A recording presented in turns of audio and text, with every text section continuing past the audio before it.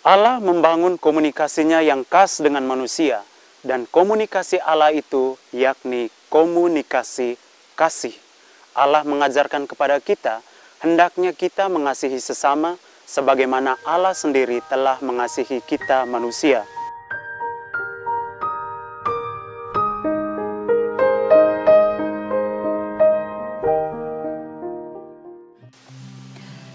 Inilah Injil Tuhan kita Yesus Kristus menurut Yohanes, bab 17, ayat 11b sampai 19.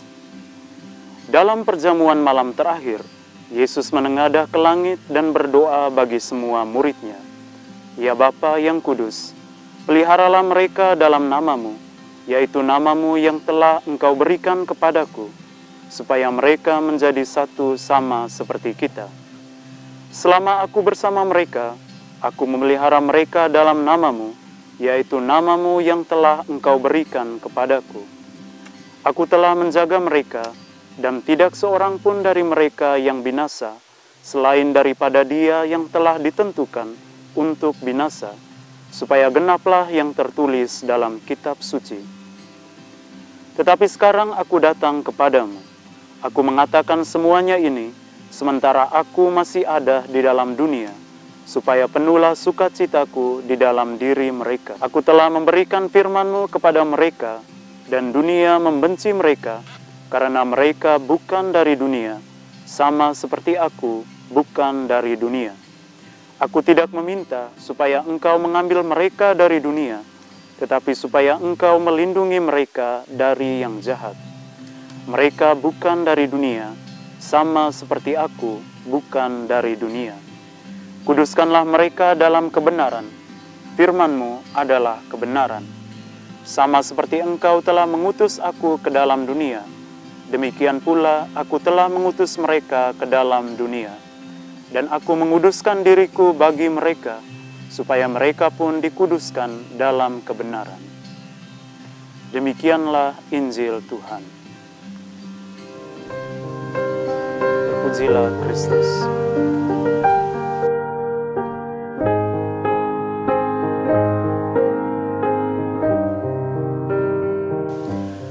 Bapak, Ibu, Saudara-saudari, umat beriman yang terkasih dalam Kristus Tuhan. Salam jumpa dalam program kita Aroma Sabda.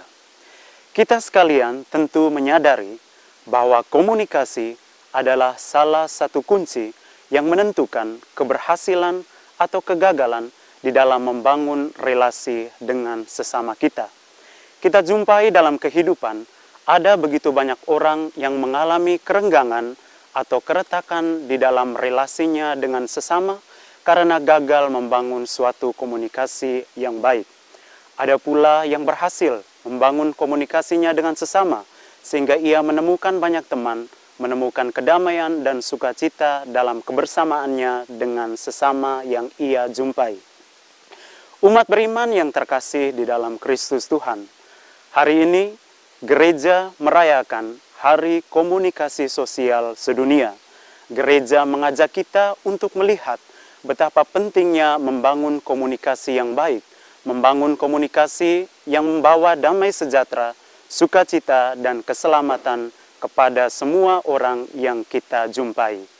Hari ini dalam bacaan pertama yang diambil dari Kisah Para Rasul, kita mendengar bagaimana Petrus yang menjadi ketua atau pemimpin dari para rasul mengajukan ide atau gagasannya untuk memilih seorang dari para murid Tuhan untuk menggantikan posisi Yudas Iskariot sebagai rasul yang telah mengkhianati Kristus Sang Guru. Menariknya, bahwa sebelum mereka memilih rasul itu, mereka terlebih dahulu berdoa kepada Allah dan kemudian membuang undi untuk menentukan atau memilih rasul yang baru itu, sehingga Matias pun dipilih menjadi rasul Tuhan.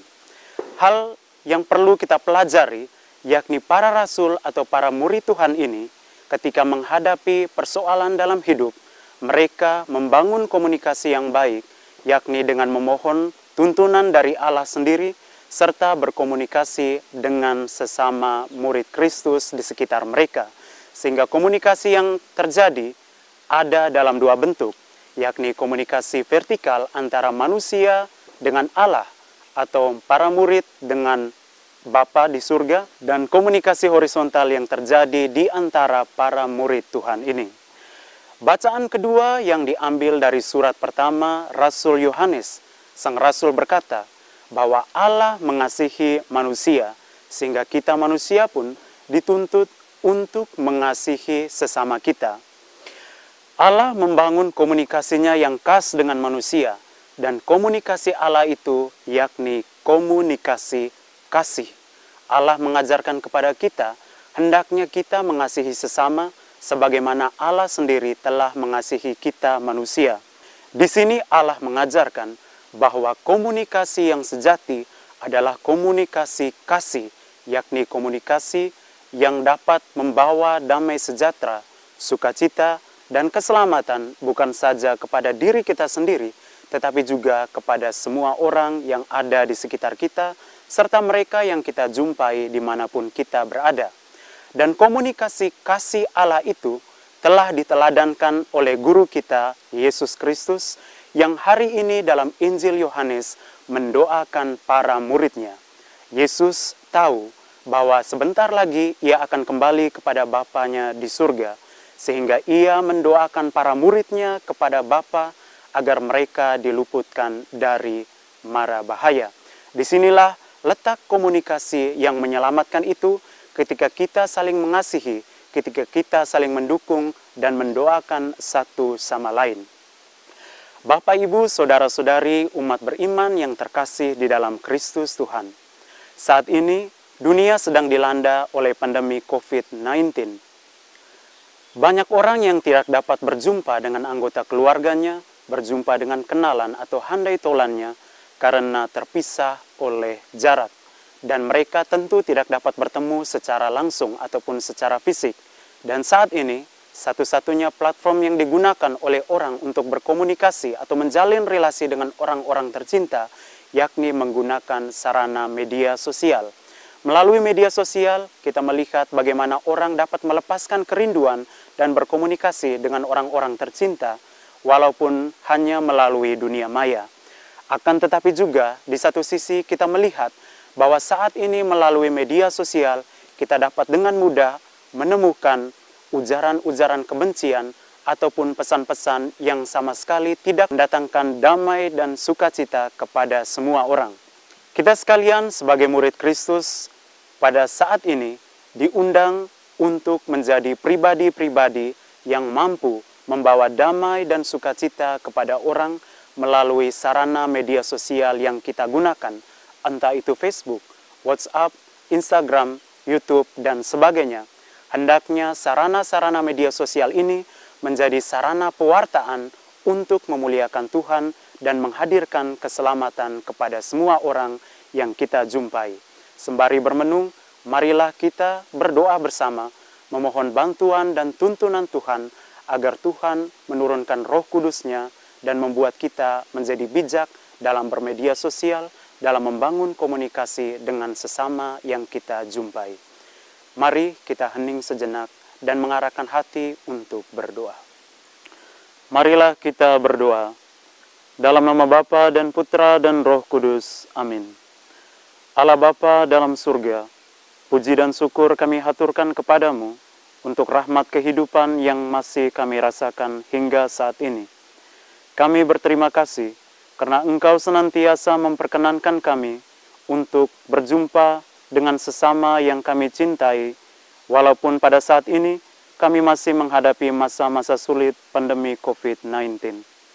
Pada kesempatan ini ya Bapa, kami mohon kepadamu, sudilah kiranya Engkau mencurahkan Roh Kudus-Mu agar memampukan kami untuk menjadi pribadi-pribadi yang bijak dalam menggunakan sarana media sosial sebagai sarana pewartaan untuk memuji dan memuliakan nama-Mu, serta menyelamatkan semua orang yang kami jumpai dalam kehidupan ini. Doa dan permohonan ini kami haturkan kepadamu dengan perantaraan Kristus Tuhan kami. Amin. Dalam nama Bapa dan Putra dan Roh Kudus. Amin. Selamat berhari Minggu, Tuhan memberkati kita sekalian.